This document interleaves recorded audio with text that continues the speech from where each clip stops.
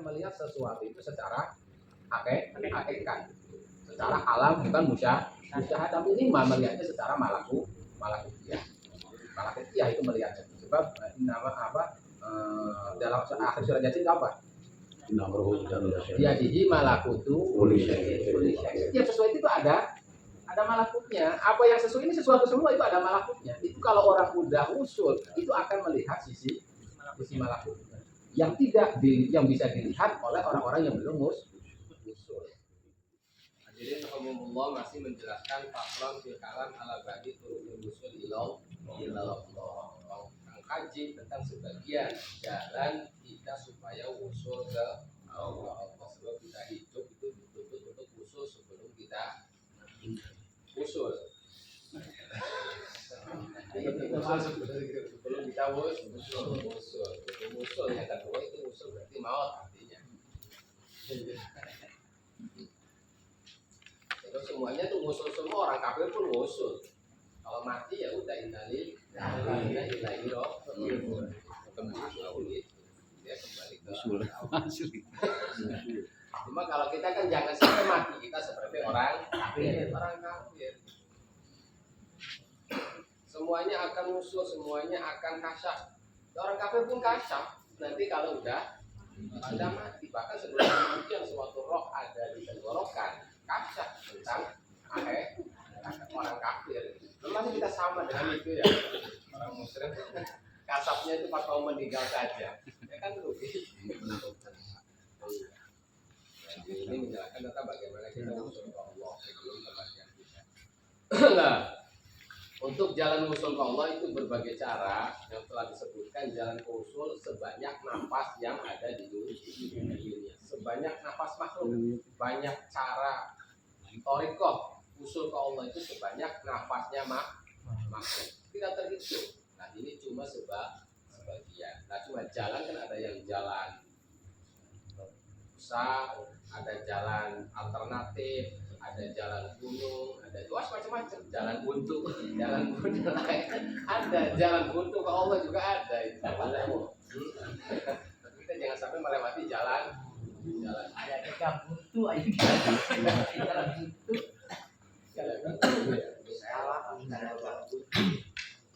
Nah, di sini disebutkan cara usul salah satunya dengan melalui metode robitatul qabri. Itu bisa usul ke Allah itu dengan melalui metode robitatul qabri. Artinya selama kita hidup itu selalu kita mengingat kematian, selalu persiapan kematian. Dalilnya ya ada akhiru min dzikri hadimil. Kalian itu perbanyak mengingat kematian. Nah kita dari pagi udah berapa kali mengingat kematian? Orang itu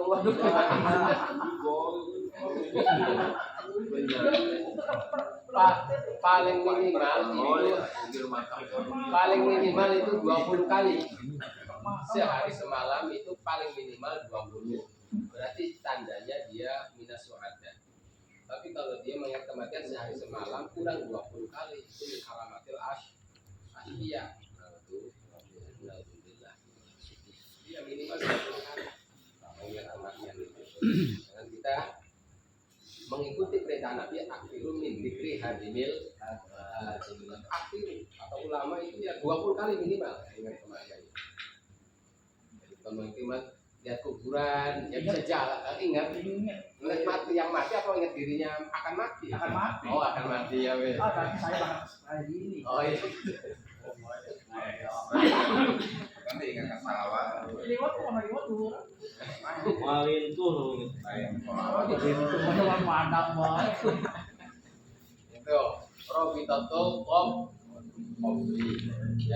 Ya selama dari prosesnya, kalau robitatul qabri itu dia kita akan mati, lalu pasti kita akan mati, akan ditangisi oleh orang yang mengasihi kita, atau kita akan mati, orang yang tidak mengasihi kita akan ditertawakan pasti. Kalau kita itu tidak akan hidup semuanya orang itu senang semua, tidak ada semuanya itu orang benci semua. Yang benci kita mati, alhamdulillah. Iya pasti. Yang senang ya sedih gitu. Lalu habis itu kita itu akan dimandikan. lalu kita akan dikafani. Nah itu mengingat kematian itu seperti itu, hanya mengingat kematian itu. Dan itu mempunyai pengaruh yang luar biasa untuk kita bisa usul. Lalu kita melalui proses, setelah proses usul lagi atau dengan kita apa robitatul mursyid, robitatul mursyid. Yang mana robitatul mursyid kesimpulannya bagaimana bahwa kita mulahadzatul bil mursyid itu bukan berarti kita usul ke Allah melalui mursyid. Usul ke Allah lewati robitatul qabli. Mursyid itu bukan berarti mursyid itu mempunyai pengaruh secara istiqlal secara mandiri, tidak. Mursyid itu yang punya pengaruh, jadi kita itu mulahadzatul mursyid itu bukan laisat lidati, bukan laisat litolabi syai'in wa ala wajhil istiqlal, tidak. Cuma itu sebagai jembatan saja mursyid itu, sebagai wasilah. Sebab mursyid itu dikasih anugerah oleh Allah luar biasa. Maka mudah-mudahan dengan dikasih anugerahnya mursyid oleh Allah kita ketempelan karo namanya keramat ganul. Ada seseorang yang punya kekayaan oleh Allah. Dia punya kekayaan sangat dermawan. Akhirnya saya lagi butuh ini, minta dikasih. Lah, akhirnya apa kita datang kan? Karena dia orang kaya, orang yang dermawan, suka memberi bila mana orang lagi butuh. Nah, kita datang ke sana bukan suatu kejelekan kalau kita memang membutuhkan. Dan kita tidak meyakini bahwa dia itu yang memberi secara hakikat adalah Allah. Cuma dia lewat tangan dia lah gitu aja. Itu kita orang betul mursyid, bukan mursyid. Yang itu cuma lewat tangan mursyid. Dia tidak istiqlal, tidak maju. Sejarah datiah tidak ada pengaruh. Mursyid, orang kaya, harta tidak ada pengaruh secara dati secara datiah. Bagaimana kita orang pakai datang ke orang yang kaya, kita minta, ya kita menekankan al-muti wal mun'im huwa Allah, yang memberi dan yang memberikan yang mata itu. Biadihi fadhilun sawat. Wala fa'ila siwa, tidak ada pelaku kecuali Allah. Wa inna ma yubadu li ilmi, kita datang ke babnya orang kaya, sebab kita mengetahui annahu babun min abwabi ni'amillah. Kita datang ke guru, ke mursyid, bukan guru itu yang membukakan secara datiannya. Nah, sebab dia itu apa? Babun min abwabi ni'amillah. Sebab dia dikasih kemudahan yang luar biasa. Itu sebatas itu saja. Kita efeknya seperti itu. Wahada amrul lain sawaru juhud. Apa sesuatu yang tidak boleh kita ingkari. Ila man kata Allah wajah khusran wasyam. Kecuali orang-orang yang itu ya ini menyinggung tentang orang sebelah. Apa itu robita mursyid? Orang sebelah kan seperti itu. Apalagi robita mursyid. Nah, yang namanya torikoh itu udah suatu kesesatan ya. Itu maksudnya itu man mereka itu adalah man kataballahu ala jabhatihi al-khusran wal yadudil bil makti wal firman. Mulai ke amala orang-orang sebelah itu menyangka tidak adanya robitatul qabli, tidak ada robitatul qabli, itu menyangka dia itu orang yang paling hebat amal. Dola salih khairuhum yasabuna annahum yuhsinuna sunnah. Dan itu banyak sekali ayat ini terjadi kepada seseorang muslim, menyangka apa yang dia tekadkan, apa yang dia lakukan itu yang terbaik, sebenarnya itu jauh dari yang namanya kebenaran. Habitat amal di dunia akhirah, orang yang seperti itu tidak percaya dengan adanya wali lah kasarnya. Itu habitat amal fil dunia, dia akan hancur amalnya baik di dunia atau di akhirat. Wa malahu minna, dia tidak akan mempunyai seorang penolong. Li'annahu in kana mimman yaqdu bil auliya, sebab orang itu ada yang menekatkan tentang keberadaan wali. Waqad sarahu bi husniha wa adu manafuha. Kalau mendekati seorang wali berarti apa? Tentang adanya robito, tentang manfaatnya robito mursyid, baiknya robito, dan dia jelas dia akan mempercayai. Wa tafaqu alaiha bal qali innaha asyadu takfiran. Bahkan kita robito dengan mursyid itu lebih mempengaruhi untuk usul daripada minat dzikri dibanding dzikir itu sendiri. Fi husulil jadbah al-ilahiyah. Kita tujuannya dzikir kan jadbah ya. Jadbah, untuk jadbah itu berarti makom toer. Kalau jadwal. Nah, tujuannya dikit supaya kita jadwal. Kadang-kadang Robitatul Mursyid itu lebih cepat jadwalnya daripada kita berzikir, berzikir. Otaro kesali ilmu alijal kamal, dan lebih cepat Robitatul Mursyid itu daripada dia banyak pikir, itu lebih cepat dari kesempurnaannya kita Robita dengan Mursyid. Karena minjo ada Tariqah Nasabandiyah itu yang dia tidak pernah zikir, cuma Robita dengan Mursyid aja, dengan guru saja Robita terus dengan Mursyid. Akhirnya sampai usul. Man yak iktisor, man yak tasir fi suluk wa taslik alaiha. Tidak zikir, tidak gini, ya udah Robita saja dengan guru setiap saat itu. Orang lebih cepat itu usulnya. Lebih cepat. Minhum man asabin nasabab lah. Tentang bahwa Robitatul Mursyid itu adakah dari Al-Qur'an? Ya ada. Ya ayyuhalladzina amanu taqullaha wa kunu ma'as. Wahai orang yang beriman, kamu takwa Allah dan kamu selalu sertailah orang-orang shodiqin, itu para auliya. Para auliya. Dan Robitatul Mursyid berarti kita makiyah dengan shodiqin. Robita itu keterkaitan kita dengan shodiq. Ini tidak ada. Oleh Sya'abar Maulana Ubaidillah al-Majur bi Khawajah al-Akhrar, bahwa kainuna kita bersama orang shodiqin, para auliya itu ada dua macamnya. Al-Marudiyah min kalamil al-Ismail. Ada bahasa bisurah. Artinya bahasa bisurah itu ya kita memang secara fisik bersamaan terus. Artinya itu terus beragam kemana ikut kemana itu penjelasan. Itu kata sampai apa sifat guru selalu kita ikut. Cara itu terus gitu.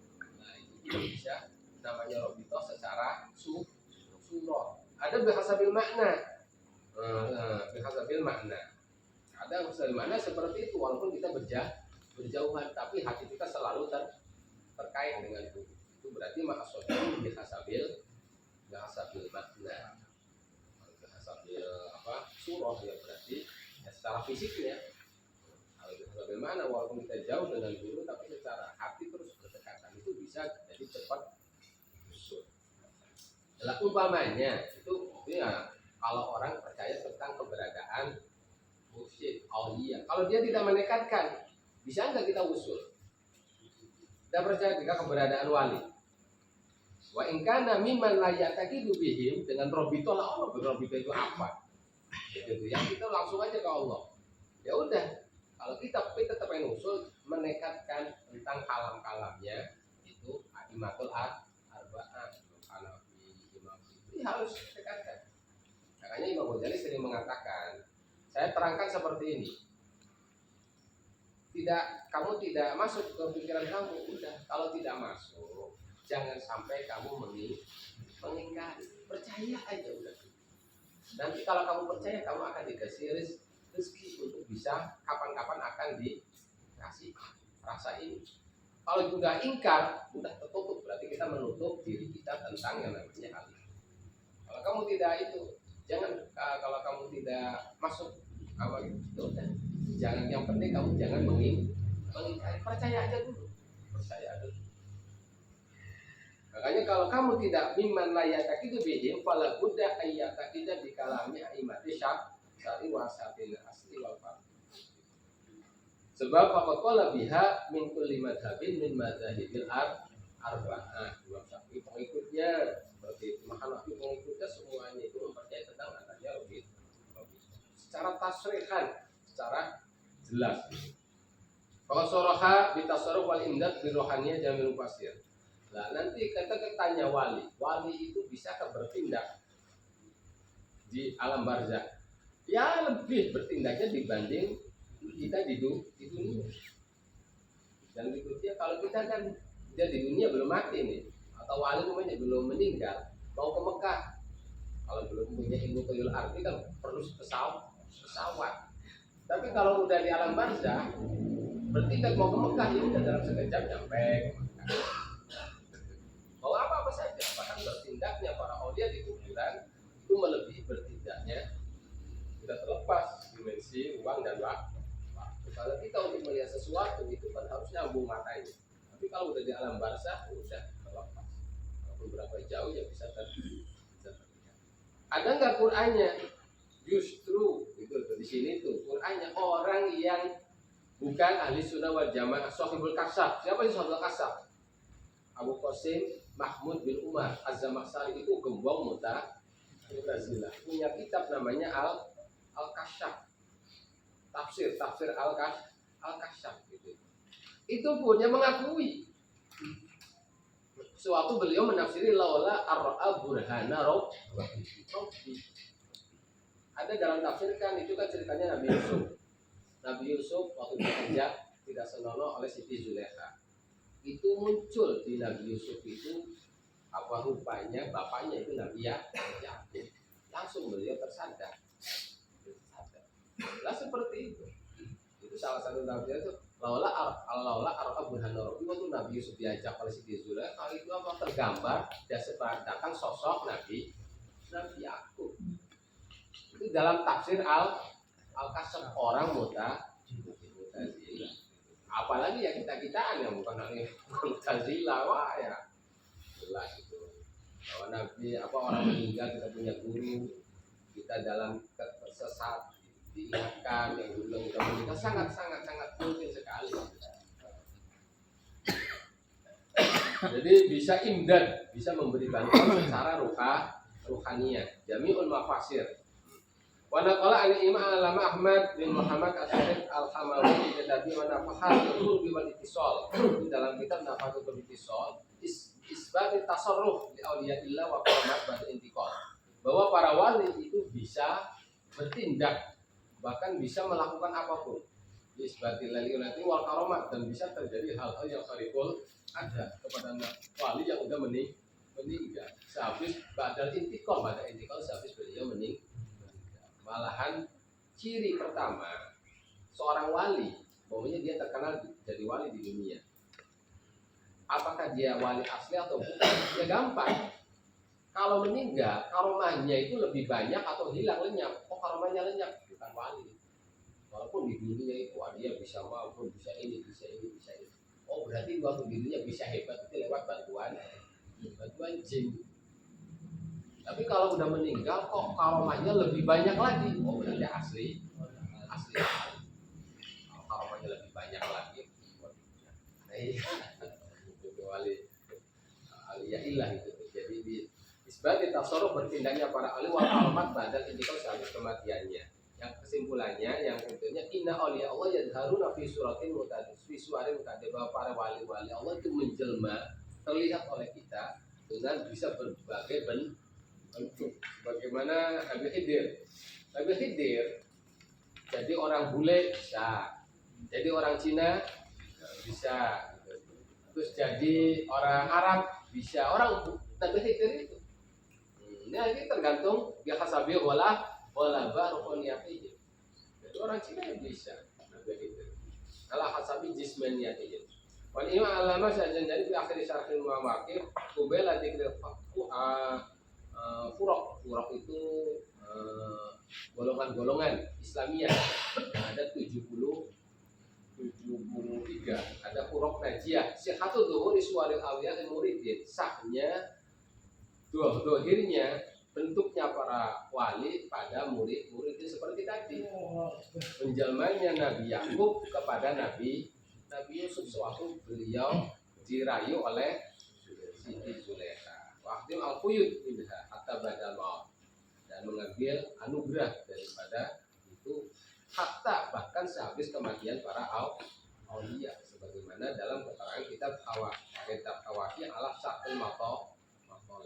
Imam Al-Arif Billah Asy-Syaikh Tajuddin Al-Hanafi qaddasallahu sirrah inda bayani turqul usul jalan-jalan usul ke Allah fi risalah Ma'ruf bin Najiyah. Itu nasnya seperti ini. Cara ketiga untuk kita usul ada dengan robitoh syekh yang mana syekh tersebut telah sampai kepada maqamil musyahadah wa tahaqquqi bisifat ila maqamil tahaqquq bisifat dzatiyah wa inna riyatuhu la. Buktinya apa? Ya ada ayat Allah yaitu berupa bukan ayat dan hadis. Umul ladina idza ru'u dzukirau. Nabi pernah ditanya, Nabi orang terbaik dari kami itu siapa? Dalam redaksi lain, Nabi para wali-wali itu siapa sih? Oh, para wali itu bila kalian melihat orang, melihat wujudnya, kamu ingat Allah. Melihat itu, jadi ingat Allah gitu. Lah itu berarti minal min khiyari hadhil melihat dia malah pengen maksiat, wah ya udah berarti sudah wali. Wali beda ya. Beda. Ya, Allah ya. Untuk melihat kematian itu maksudnya kita itu yang saya ini kan saya gitu, yang saya rasakan itu ketakutan gitu. Nah itu gimana kita supaya kematian itu menjadi jangan takut gitu. Tapi dirindukan kan seperti itu atau ya itulah ketenangan gitu maksudnya. Ya, makanya kan ada bahasa seperti ini ya. Kalian mencintai dua hal. Pertama kalian benci terhadap dua hal. Pertama kematian, sedangkan kematian khairul lakum. Sebab kematian itu rohat untuk kalian, rehat kalian. Pertama, yang kedua, kalian benci punya uang sedikit. Sedangkan punya uang sedikit itu khairul. Kalian itu apa? Hisabnya ringan. Benci uang sedikit latul mal.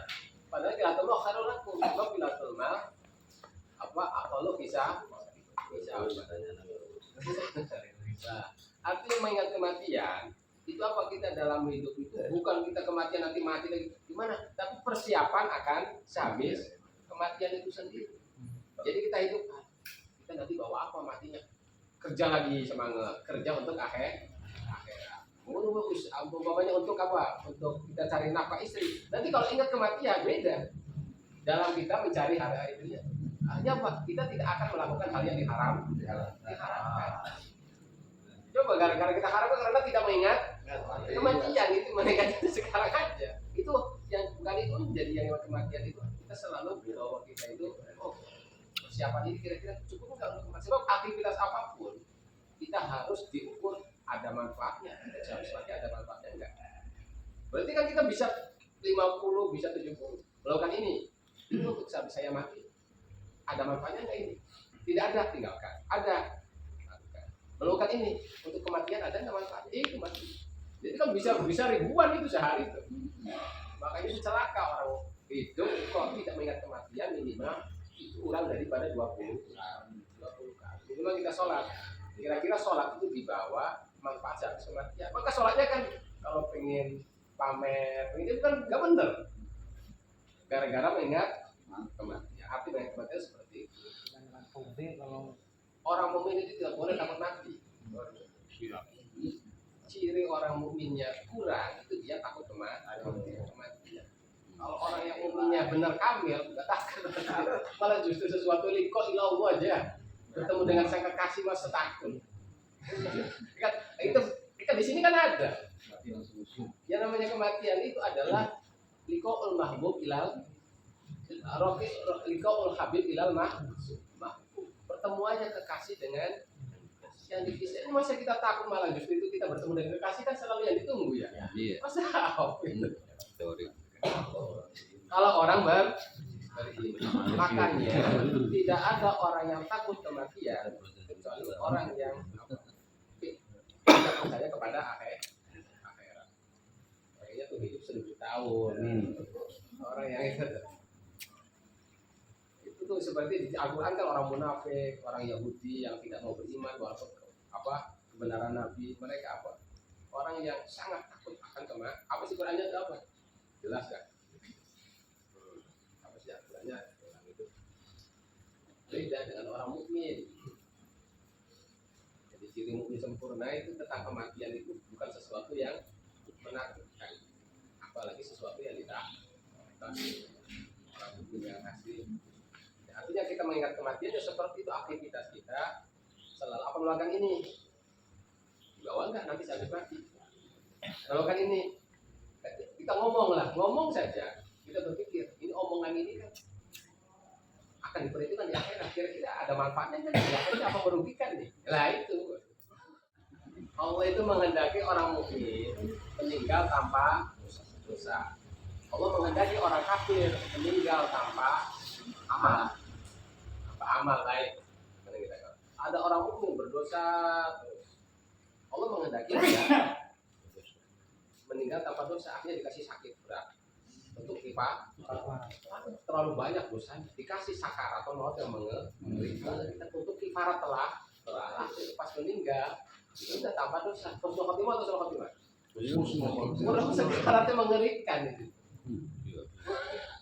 Ada orang kafir, dia secara sosial bagus, wah tidak pernah menyakiti ucapannya, kenapa dikasih orang kafir terus oleh Allah itu pahalanya itu kok masih ada sisa pahalanya itu, masih ada sisa, ya udah dia dicabut seperti dicabutnya benang dalam kubur untuk menutup semua kebaikan yang jempol, berarti sakarnya tidak ada.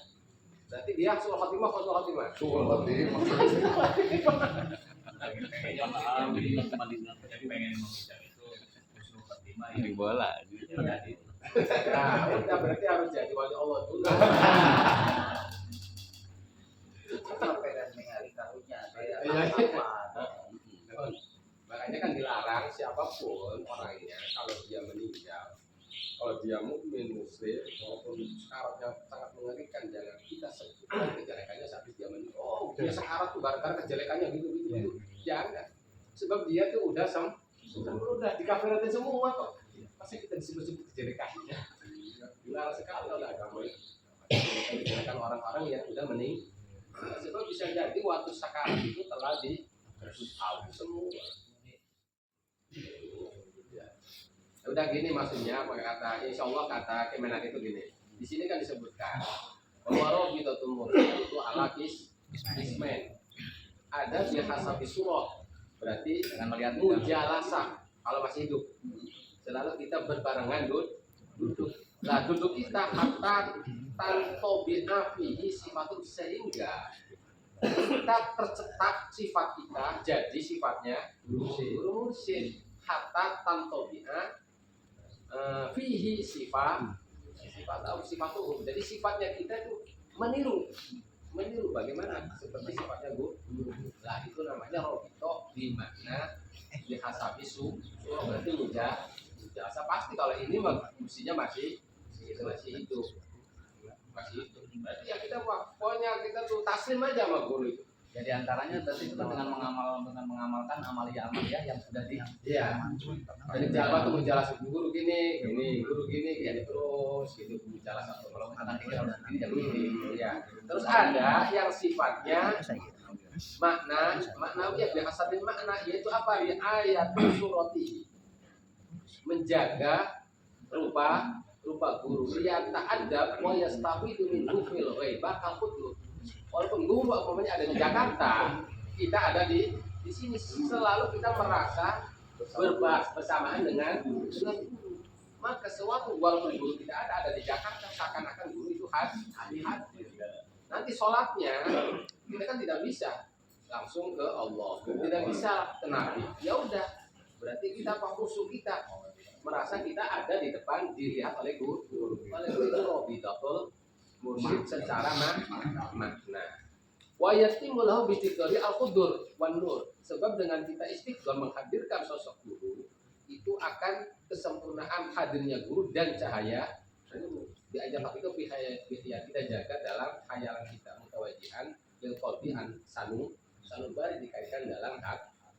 Hatta yasila ila ghaiba wal fana anin nafsi, sehingga kita waktu robita bagus secara makna kita sampai ghaiba, sampai panah, dan itu setar kita panah ilau.